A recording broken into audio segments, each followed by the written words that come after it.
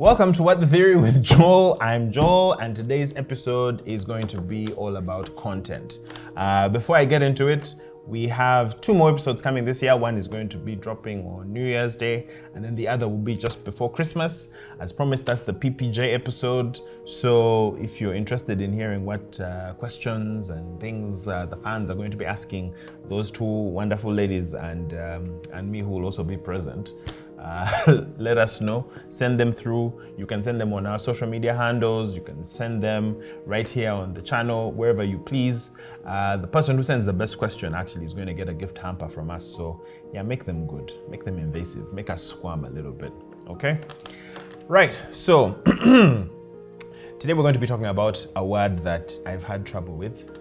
If you've been on this channel before, the word content. I'm technically a content creator, and I don't like that phrase. It's a little... I'll explain to you why I don't like that phrase. So everywhere I look, I see the word content. I was watching, I think Disney was talking about its new slate of shows coming out, and they described the movies and I think they're also accompanying books, merchandise, and all of it was called content.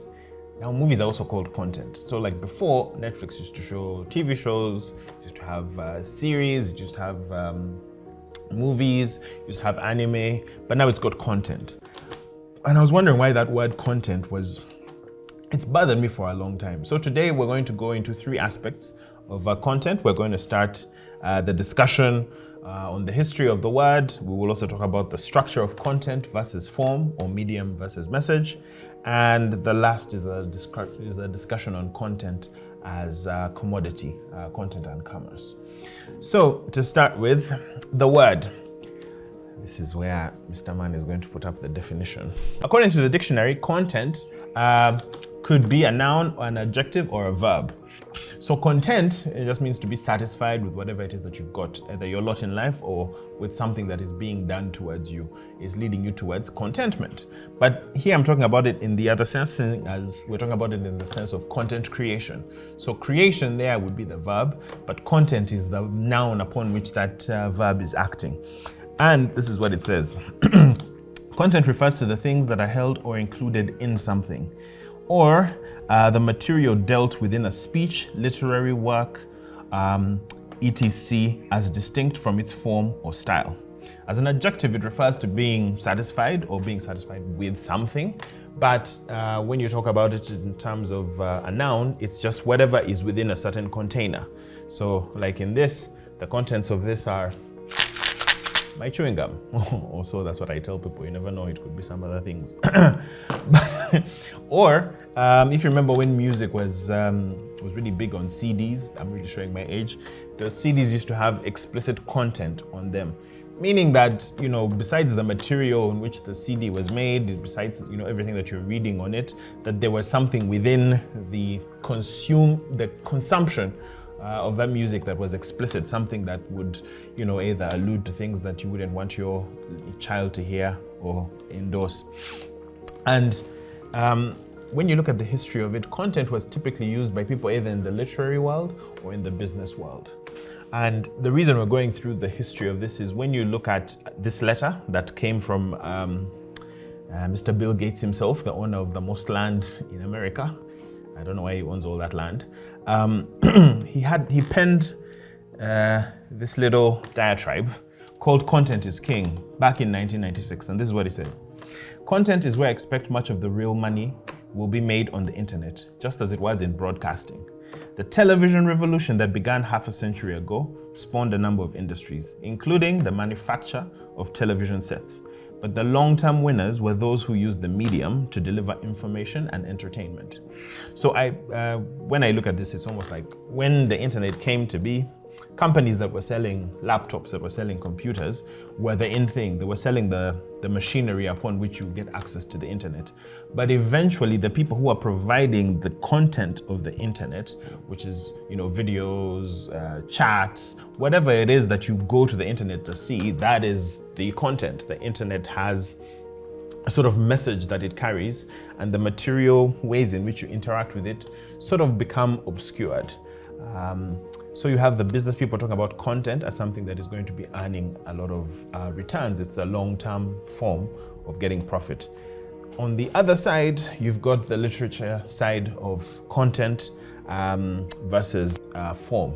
So if you look at content versus form, a good example could be something like a poem. You can do a haiku. So a haiku, do you have a haiku that you can give? Come, I want to show your shirt. So the great man Alan, I'm going to use this as why are you standing? There's no, I set the frame. There's no headroom. There's no what? All right, so you can see Papa, the man, the myth, the legend. So like this is a format that you could put different words in. You could put mama, not the man, the accuracy, and non-legendary.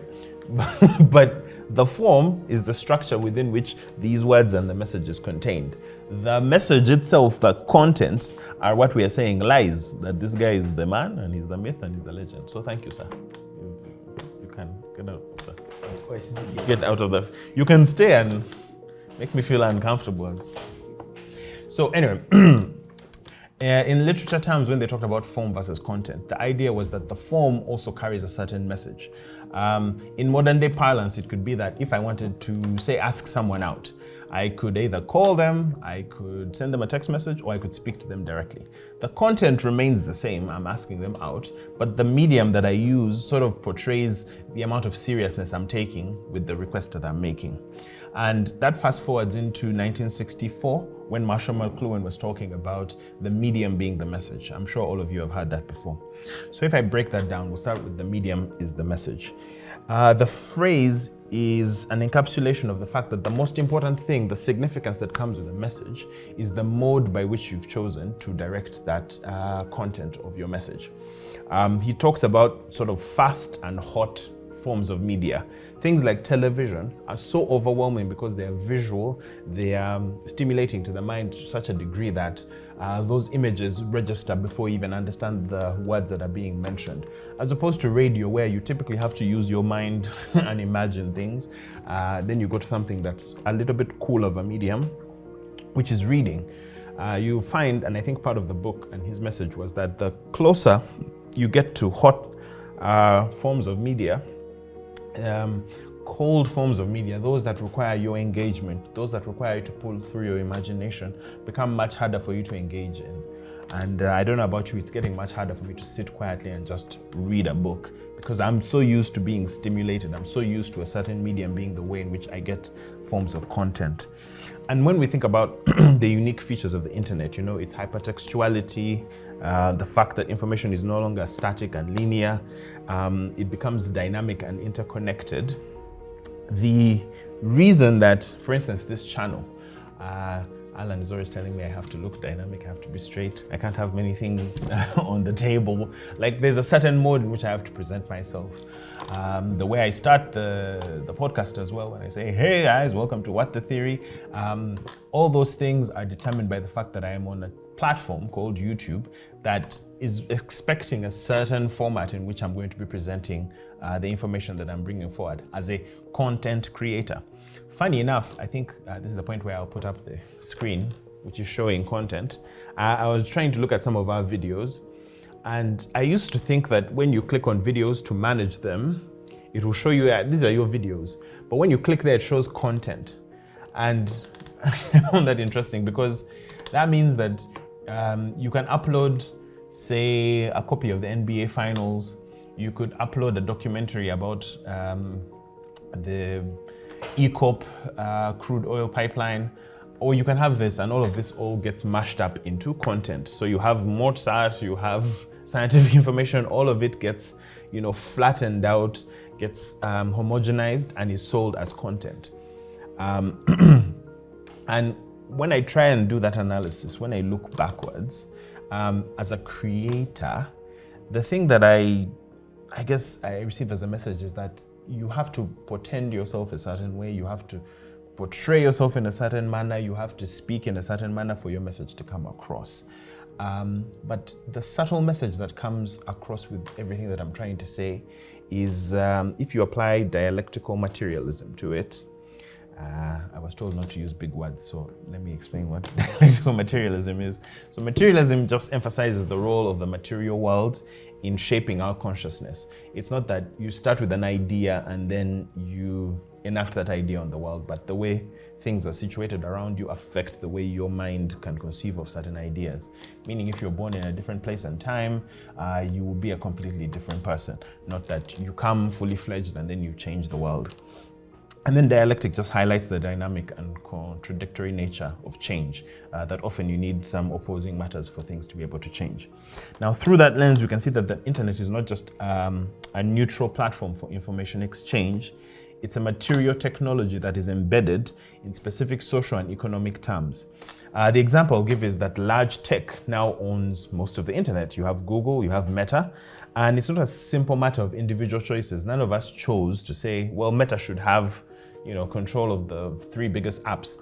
I found out the other day that the 2 most searched websites on the planet are Google Search and then YouTube, both of whom are owned by Alphabet, which is Google. And the ownership of those means of production gives certain groups control over the way information is going to be portrayed, over the way in which if you want to be seen, if you want to communicate to the masses, you have to go by the rules that they set. The message of the internet is what I'm trying to say, is not just the content itself. There are underlying social relations and power dynamics that come across, and it can become difficult for you to start to critique that because it just seems so normal. When you come to this channel and I say, welcome to my channel, it sounds like I own the channel, but I don't really own the channel. I can't come on here and just say anything that I want. I can't just shift the mode of what I'm doing as easily because then it affects the views. It affects the way in which I'm going to be able to engage with the audience. The second thing I want to say, which is from Marshall McLuhan, is that we become what we behold. We shape our tools and thereafter our tools shape us. We're not just passive consumers of media. We actively shape the tools that we use. In anthropology, I'm told that the most impressive thing about human beings is our opposable thumbs, meaning that the hand is what shaped the brain. Those things where they talk about apes and how they can be clever and be taught to write things out. The idea is that once you have the capability of even legibility, of having an opposable thumb to have a grip to hold something dynamically, be able to move your arm around and use something as a tool, that the formation of that is what allows your brain to understand how you can manipulate nature and not the other way around. So in the same way, when we use tools like this, it's tempting to think that it's just you pushing your labor out into the internet. And the argument I used to have with my esteemed people who manage this podcast is I feel uncomfortable because this thing must affect me. It has to be affecting me in some way. It affects the way I shape my thoughts. It affects the way I have to present my ideas. And there's always a mismatch between the demands of being popular, of having this product consumed, and the way I want to portray it. Now, that's not anything new in anything in the market logic. I mean, in the market, it's the market that determines the sort of ways in which you're supposed to approach and compose yourself. The difference is that we're selling images, and we're selling images of ourselves, and we are encouraged to have to be authentic. So when I'm here, I'm having to play at being authentic. So whenever I meet someone, and they say, hey, you're Joel from What the Theory, there's almost always a gap between how I feel about myself and the side of me that guys know, because in essence, I'm having you guys consume me. Does that sound funny? Having someone consume me? Like if I can say to another man that you're consuming me, that's okay. No, that's improper. Okay, only the women are consuming me according to this channel, according to Alan. Alan, I don't know why he's not free in his sexuality. Me, I'm kawa with many people consuming. You can these men are laughing at this nonsense. Anyway, The way we present ourselves online and the content we consume and share all contribute to shaping the way we see ourselves and the way we interact with the world. So I feel like the more I interact with people on this platform, the more it's reshaping how I think of them as well. Or even when I'm dealing with other content creators. The temptation sometimes for us to have cross promotions or for us to work together. And at that point, I always ask myself, am I dealing with the human being or am I dealing with the product, with the commodity that is being put forth? And that's nothing new. I mean, anything in labor relations, when I go for networking events, people are meeting me not as Joel, but as Joel who happens to work in a certain organization, and I'm being spoken to by that symbolic presentation of myself.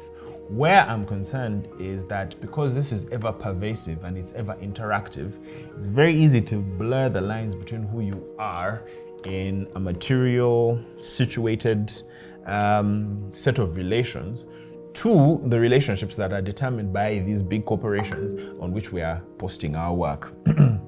In the case of the internet, there are ways in which you can be productive. So one of the ways that I told myself I would spend more and more time online is if I'm actually actively creating something. So when I'm called a content creator, I'm sure people are not talking about my tweets. They're not talking about like the things that I write perhaps on my blog. Maybe they do. Most of the time they're talking about this. And I would like to think of myself as co-creating something with the audience that's coming into watching this show. So when you interact, when you send messages, when you sort of encourage me to do certain topics, I then take that feedback and it allows me to recraft the way this show is supposed to be. But as I recraft it, one of the things I'm always thinking about is the power to shape that technology is more concentrated in the hands that own this medium, the ones who have forced us to be called content creators. Because in truth, what we want to be is the people that own the means of what we have created. But everything that I've created is necessarily owned by the pipeline that is transmitting it to you. The algorithm is what decides how you're going to see this. It's the one that determines what you're going to see before and after. Unless you take the reins, unless you become more active in choosing what you're going to look for, it's very easy for you to passively sit back and watch content. Now, there's an emerging definition between passive content and active content. So active content are things like movies, like very dense thrillers that require your attention, where you can't be on your phone while watching or listening to whatever you have. But I don't know about you, I also have this passive content that you can have on in the background and it just keeps going. It keeps auto replaying. And the reason for that from a business standpoint is as engaged as you are, as glued to the screen, you don't really need to be consuming it seriously. You just need to have it, sort of frictionless, continuing to move. Because then that's what's sold back to advertisers. Your attention is then commodified and sold back to advertisers. So when I think about I'm getting your attention, I worry often whether people are just enjoying the visual medium or maybe are enjoying a few jokes here and there, but are not really going with the content. So if you go back to what I was talking about in terms of form and content, the form teaches you how to appreciate content. If someone puts something in the form of a poem, you're probably looking at it as an abstract idea. Imagine there were rules written by the government of Uganda in a poem, in the structure of a poem. Like, you wouldn't take it seriously. It has to be written in prose, it has to be typed in a certain manner. Now at work, a lot of people do their reports in PowerPoint form, which is a weird format that I struggle with because PowerPoint is meant to be supporting a person who's speaking to you. It's a presentation mode. But when you use it as something that is going to go without you, it necessarily then becomes more text heavy. And so there's that wrestling between the form carries a message saying that this is supposed to be an enhancement for a person who's speaking, but it's now being used as a documentation or a record of serious thoughts. Now, the last thing I was going to say about Marshall McLuhan and the bit about content is the quote that the global village is a computer. Now, the global reach of the internet is giving us exciting opportunities. Right now, you can go and learn about cultures all over the world. It's highly likely that you don't, but you still could. You could go learn about what people are doing in Samoa. You could learn about what's going on with the crude oil pipeline in Uganda. You could learn all kinds of things. But that possibility, while technically possible, is not something encouraged by the very form by which this media is portrayed to you. And now the idea of the global village being a computer is almost a prophetic vision, because this was written back in 1967, that from a materialist dialectical perspective, there is an increasing interconnectedness of global capitalism. Now, capitalism, I think a lot of us talk about it as if it's just commerce, as if it's just going to the market and buying and selling goods. That existed way before capitalism existed. The reason a lot of theorists and economists have always wrestled with the idea of capitalism is because it is the only time in human history, and it's the only system that privileges the creation of commodities above labor. Now, historically, the people who produced something were always trying to find a means by which they're going to share the benefits of what have been created. In this instance, it means that the creators that are on these platforms are creating hours and hours of content that YouTube is then utilizing for you to come and watch. However, the benefits accrue disproportionately to the person who owns those means of production, who owns the servers, who owns the advertising rights, the ability for them to get you to come and watch. And then they get the creators just a little bit of a return on that. But because the form is like you have to keep creating no matter what, you have to keep pumping out something, the temptation is for you to then become like a television show, that you have to have regular scheduled programming, that you have to do things in a consistent manner, that you can't change too much, because then you can't be put into a fixed algorithm that can put you in front of specific audiences. For this channel, for instance, PPJ, which is coming up next week, has a specific audience that it captures. And then there is the other audience that comes for regularly scheduled programming. And I like to pray, I like to pray that at some point there's going to be a larger intersection of those two, because it's a jarring effect. I was listening to someone talk about using the Waze app to navigate traffic. And one of the things he was saying is we have all these things that are supposed to save us time, that are supposed to get us from one place to another much quicker. But life happens when you're being inconvenienced. Like, can you just sit in traffic for a while and just listen to your own thoughts? Could you call someone, maybe fix the relationship you have with your father? Maybe, I don't know, try something other than consistently consuming information. We are the most efficient, technically, we're the most efficient generation that has ever existed, but there's nothing we know with what to do with that time that we're getting. We just want to waste more and more of it, or we want to go and get wasted in the time that we've saved. So I think having a little bit of friction here. I'm trying to go a little bit against the grain in what this channel is supposed to be. At some point, it may be one that you'll never see my face. In another, there will be like visualizations. Another, I'll be talking to you directly. Others will have guests on. Why? Because I want to constantly remind myself and the people that watch this that the only control we have is to be conscious of the mechanisms by which we are operating. To move just by default to, just assume the world as given is dangerous. And as we spoke about before, that's ideological. It's ideological because it maintains the status quo. And here I want to talk about briefly the state of AI, just to give you an example. I found it really odd that the guys who are working on commercial AI keep talking about a super intelligence is going to be created, that there's going to be like this eventuality where the AI is going to try and destroy us. Now, I think that comes from an old idea of accelerationists who thought that with the birth of technology, we're going to give birth to, quote unquote, God. That all the information that exists at some point is going to be so interconnected that once you have all the information that is knowable, that is logically accessible, and if that intelligence became self-aware, the difference between that and what we would essentially call a god is not something that as a human being you'll be able to understand. So it's almost like the prophecy was that we as human beings would give birth to God. That's one side of technobabble. The other side is, I think, it's arsonists selling fire insurance. It's guys telling us that they're working on something and that it's going to be dangerous.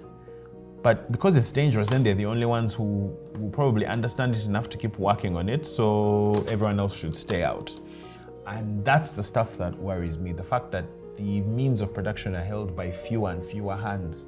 The fact that, Marvel Studios is the only one that's dominating the movie industry right now means almost all movies now seem like Marvel movies.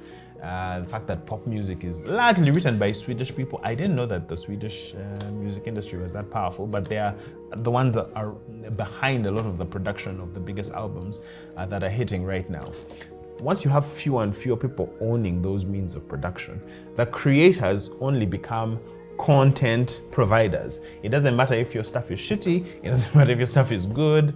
Anyone who creates something, like for me, whenever I create something, I want it to have lasting power, I want it to resonate. But according to the algorithm, the most important thing is the last thing that you did. The best video is the one that has gotten the most views. Why? Because it maybe met a certain demand that people have. But I'm questioning whether that demand is authentic because there is an intermediary here. It's not like I'm standing in front of a crowd and just speaking to you directly and you can decide. There is a medium between us. The same phone that you're watching this on, you can scroll up and watch news. You can scroll up and watch a debate politically. And now I think that contenterization has meant that everything is entertainment. You don't even have to know the policies of someone who's running for office. You just need to know, do I like them or not? When I watched Donald Trump the first time, I mean, that guy he's hilarious. He's the funniest human being alive, but he's awful. But I also vaguely understood what his policies were. I just knew he was a bad guy. Then they go, oh, Biden's an old guy. Or even in Uganda, when I think the president was speaking about the NRM manifesto, I had never read that manifesto. All I know is that guy has been in power for such a long time and probably he should go. But that's because the amount of information that I'm swimming in is all about something that is catchy, something that is easy for me to digest, not something that's complicated. The people who are always making comments about me having a lot of English, I hear you. The English is going to continue. But for a reason, there has to be something that is pushing back against the easy flow of life. And I suppose that's where my headache and my challenge with this platform is that by virtue of being here, I wonder if I'm actually even making any kind of difference. I'm speaking about stuff that people will just go, well, yeah, I had your podcast, and then it moved on. So I'm always searching for ways in which I can, I guess, subvert the medium.